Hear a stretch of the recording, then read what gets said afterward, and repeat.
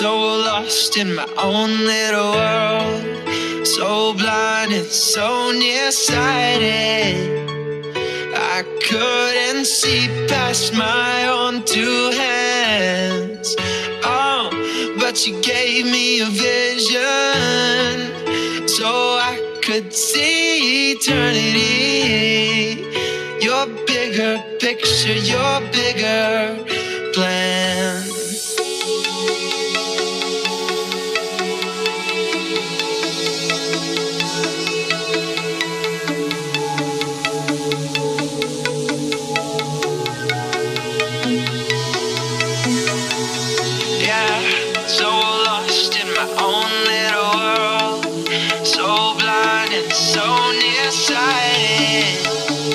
I couldn't see past my own two hands.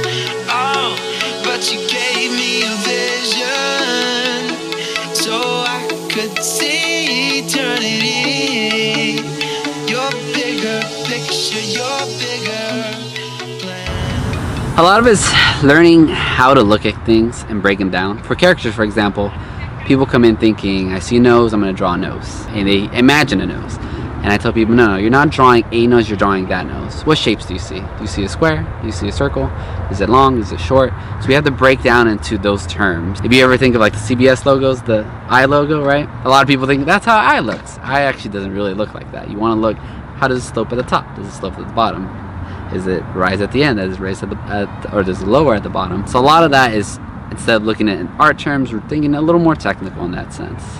For caricatures, once I draw on paper, it's kind of there. With Photoshop, you could adjust your colors, obviously using your different layers. You could play around with colors, you could play around with shapes, you could eliminate certain things in the background. Once I put a mark on a caricature, it's there, can't really erase.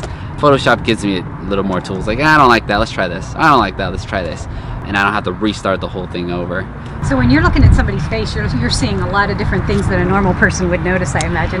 Yeah, honestly, like at the park, I see people and I'm like, long nose, big nose, small, big smile, small eyes, like things like that. So even when people come up and just start asking me, oh, what are the prices? Or even if they ask me, oh, where are the restrooms? Like I start analyzing their face already because I'm like planning ahead. I'm gonna draw you, so this is what I see, kind of thing. So it's fun. So you have a fun face, you know, and people are like, oh, okay, cool. And they get excited to see themselves at least being drawn. I've had the bad luck that when there's someone famous in the park, it's my day off. One of my friends drew Ja Rule the rapper. He drew his kids. He was in the park. The rapper for E40 was in the park. One of my other artists got to do like body art on him. You could do some caricatures of some really famous people. Who would you do? Oh man, some famous people? It would have to be comedians, because I feel like caricatures in itself is a funny art form. Part of it is having that humor, that excitement, and I think having that interaction with a comedian would make it more exciting. So like Kevin Hart would be one, Dane Cook. I feel like also comedians have that very, in general, have a very distinct look to them. I don't know if it's part of the routine or it's part of just who they are coming up, but they have very distinct features. Comedians, I feel like, is just so, like, you can capture the personality a little bit easier. Who in San Jose stands out for you? Oh man. Local famous, I'd say like Mayor Sam Liccardo. I did study political science in San Jose State, which is kind of weird because I did art my whole life, and I'm like, let's do something random.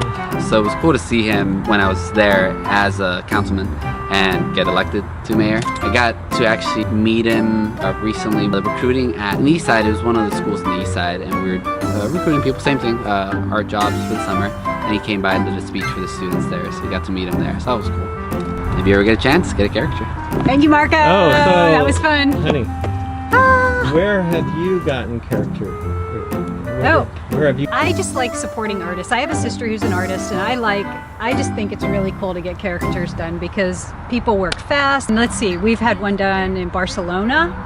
I had one done in New York at Central Park. I had, in China. Remember in China? We were in China one time sitting in a restaurant, and this guy was just kind of watching us. We had this like notebook, and then he's kind of like working really carefully, and then he kind of slips it and says, you know, because he's trying to get a tip. And of course, of course we gave him a tip. I mean, it was just a great experience when we were living in China. Where else? Because I know I've got a couple more. Oh. How about Great America? In Sacramento. Great America, of course. Yeah, we got to put that one in. In Sacramento. That was not too long ago when we were visiting Kyle and Elena. Okay. Guys sitting out there. Actually, that'd be kind of fun to collect them all up. You know what I find that's funny is, like, for example, the one in Barcelona, the guy who did that, it's almost like sometimes the artist puts him or herself into I think almost every one of these artists were men. I don't think any of them were female now that I think about that. It's almost like they put a little bit of their own shape into your face. Okay. Because like sometimes when I look at the caricature, I'm like this one guy in New York, Central Park, he was kind of like angry. And he kind of had just like and he made me look angry and I was smiling and I was like, wow. So I think the personality comes through. One of the things we teach people is, specifically me, it's not part of the routine, but we ask people to smile. It makes a better photo, makes a better composition, they're just happier, right? Yeah. But sometimes people just smile, right? And I tell people, you don't have to smile the whole time, just smile when I smile. So like we're talking and I just go, right? That makes people want to smile. So I think that's funnier, and I think that might be one of the things that you kind of feed off each other. Yeah. It's funny how you say that you have all these caricatures from all the places you visited. I kind of have the opposite experience where I draw, and sometimes I get to hear people say, "Oh yeah, we're from Australia." I'm like, "Oh, my art's going to Australia. That's cool." You know, like that's the exciting part. No. All right, Marco, how on earth did you get involved in doing caricatures? When I was in high school, the company I work for right now, Commons Art Shops, they came to my classroom, did a presentation telling us, hey, you could do summer jobs and they're art related. So I was like, okay, that seems fun. I applied to the job. Obviously being my first job, I was nervous.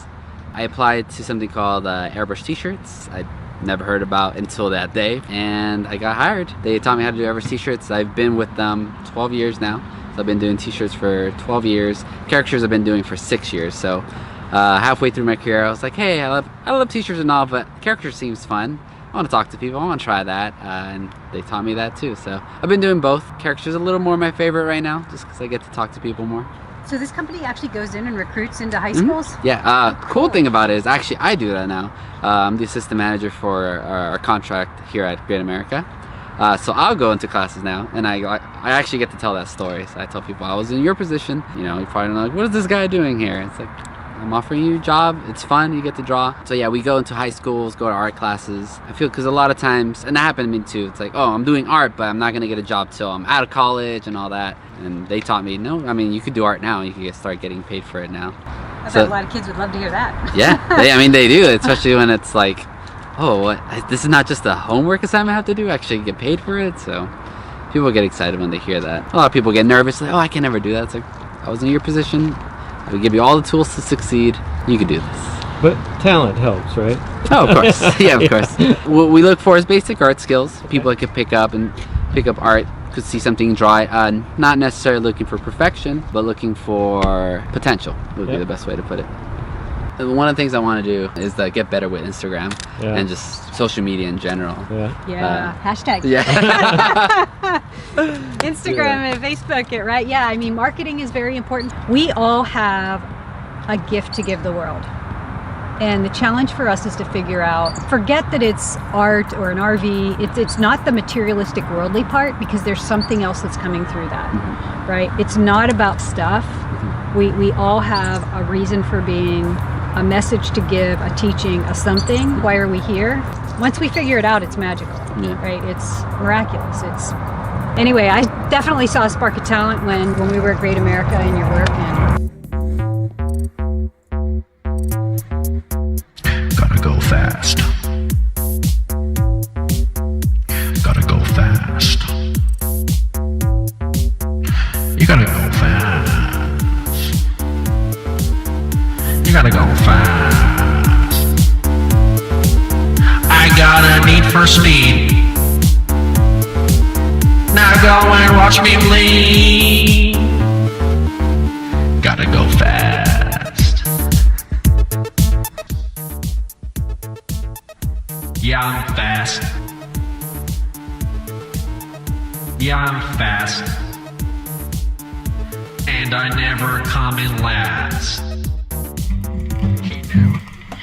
sprawled across these pavements in giant parking lots. People drive up to me, hey miss, are you alright? Oh, how nice of you to ask. You know, in fact, everything is more than just right. Now I am truly free. It's okay to be myself and find love in there for me. It's okay to be myself and find love in there for me. And I am true. I am truly